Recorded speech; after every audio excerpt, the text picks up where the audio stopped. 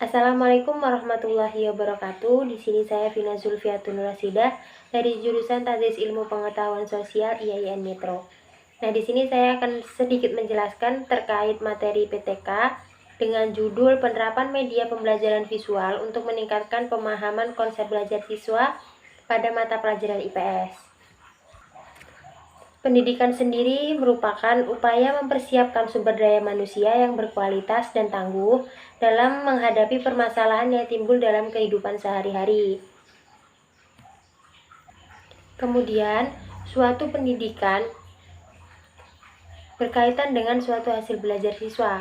Hasil belajar tersebut berkaitan dengan evaluasi pendidikan sebagai alat ukur untuk mengetahui sejauh mana penguasaan materi yang telah diajarkan guru kepada siswanya. Untuk mengatasi permasalahan tersebut, diperlukan suatu media pembelajaran yang dapat meningkatkan keaktifan siswa yang akan berpengaruh terhadap peningkatan hasil belajar siswa. Media pembelajaran menjadi salah satu upaya untuk menciptakan kondisi kelas yang mampu mengembangkan ranah sikap, pengetahuan, dan keterampilan dari peserta didik.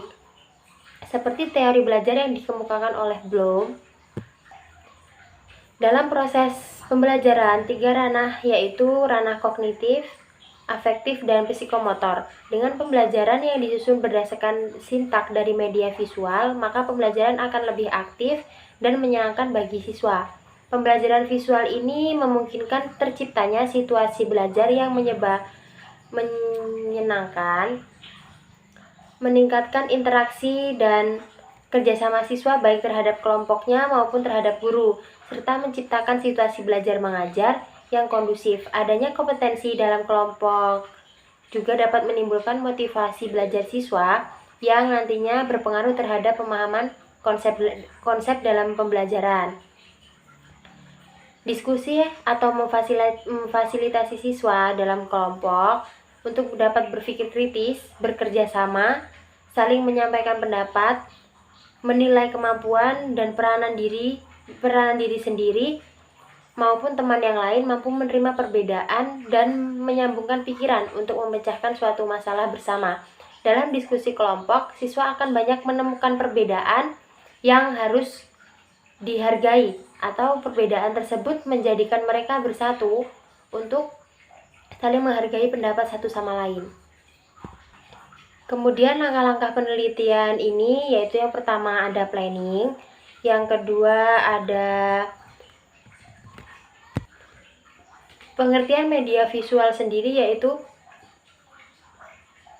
penggunaan materi yang menyerapnya melalui pandangan berdasarkan pendapat para ahli. Yang dinamakan media pembelajaran visual adalah proses penyampaian pesan dari sumber ke penerima pesan melalui media penglihatan sehingga dapat merangsang pikiran, perasaan, dan minat serta perhatian siswa sedemikian rupa sehingga proses belajar menjadi diminati atau lebih menarik.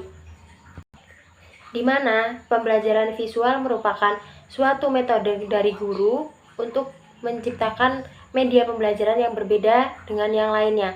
Misalkan biasanya seorang guru menjelaskan materi dengan sendirinya, menyampaikan materi, di mana kurikulum yang sekarang lebih mengarahkan kepada student center atau peserta didik lebih aktif dalam sebuah pembelajaran.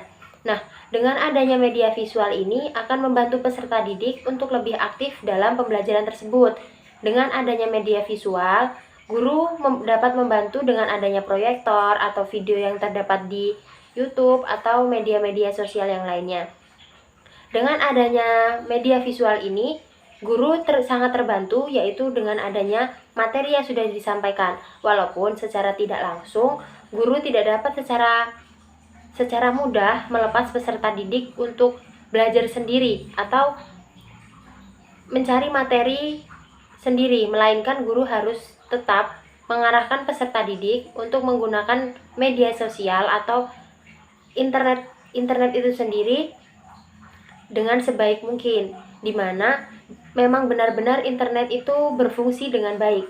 Nah, dengan adanya media visual ini secara tidak langsung memberikan pengetahuan terhadap siswa dengan hal baru, di mana menjadikan mereka memiliki pendapat di mana pendapat itu yang harus dikemukakan baik secara individu ataupun melalui persetujuan kelompok. Nah, dengan adanya media visual ini membantu peserta didik untuk dapat mengaspirasi apa yang ingin mereka sampaikan.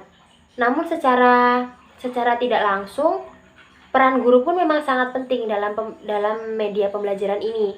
Karena tidak mungkin peserta didik dapat mengerti apa yang dijelaskan hanya dengan media sosial atau internet tanpa bantuan seorang guru. Di sini seorang guru memang sangat memiliki peran penting. Misalkan ada suatu materi yang peserta didik dapatkan dari internet. Tidak mungkin mereka langsung akan memahami materi tersebut. Pasti mereka akan menanyakan materi tersebut kepada guru. Nah, secara tidak langsung, guru harus tetap mengarahkan peserta didik untuk memahami materi apa yang mereka dapat dan apa yang mereka pelajari, kemudian dikemukakan dan diaspirasikan. Nah, kemudian dengan hal tersebut dapat menimbulkan hasil belajar siswa. Hasil belajar tersebut merupakan tujuan yang akan dicapai dari suatu kegiatan pembelajaran. Hasil belajar adalah kemampuan-kemampuan yang diperoleh anak setelah melakukan kegiatan belajar. Peserta didik yang berhasil dalam belajar adalah peserta didik yang berhasil menguasai kompetensi yang diharapkan. Nah, kemudian di sini saya menerapkan media ini. Sebelumnya media ini memang belum ada di sekolah yang saya teliti. Di sana masih menggunakan media teacher center atau guru. Mungkin bisa dengan media lain, yaitu media LKS ataupun buku-buku di perpus, itu bisa membantu dalam media visual. Namun sekarang seiring berkembangnya teknologi, kita sudah ada internet, secara tidak langsung bisa melalui YouTube ataupun media sosial yang lainnya. Kemudian saya menerapkan hasil belajar ini memang sangat susah, apalagi jika diterapkan di jenjang pendidikan sekolah dasar, di mana di sana seharusnya mereka belum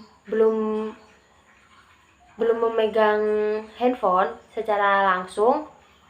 Namun menurut saya media ini cukup diterapkan di jenjang SMP, tetapi masih dalam pengawasan guru. Jadi dalam pembelajaran ini keterbukaan antara guru dan peserta didik memang sangat berperan, yaitu sebuah pembelajaran di mana kita ambil contoh pembelajaran IPS. Pembelajaran IPS merupakan pembelajaran yang sangat menarik, namun di pandangan orang-orang lain mungkin pembelajaran IPS itu pembelajaran yang membosankan, di mana banyak menghafal, banyak tulisan-tulisan. Namun bagaimana caranya kita sebagai seorang guru menjadikan pembelajaran IPS menarik? Nah, di sini harapan saya menciptakan sebuah pembelajaran IPS yang menarik, baik dari guru ataupun peserta didik. Di sini kita memanfaatkan media sosial yang ada, memanfaatkan internet yang ada untuk membantu pembelajaran ini berlangsung, di mana keterbukaan antara guru dan peserta didik menjadikan sebuah pembelajaran IPS itu menjadi menarik. Apabila suatu guru hanya menjelaskan dan tidak ada sebuah praktek atau pengetahuan secara langsung, maka siswa pun susah akan memahami materi yang disampaikan oleh guru. Namun apabila seorang guru memberikan materi serta pengarahan atau contoh, pasti peserta didik akan jauh lebih memahami ketimbang hanya sekedar menuliskan atau menjelaskan saja. Itulah tadi sedikit materi dari saya, kurang dan lebihnya saya mohon maaf. Saya akhiri, wabillahi taufiq wal hidayah. Wassalamualaikum warahmatullahi wabarakatuh.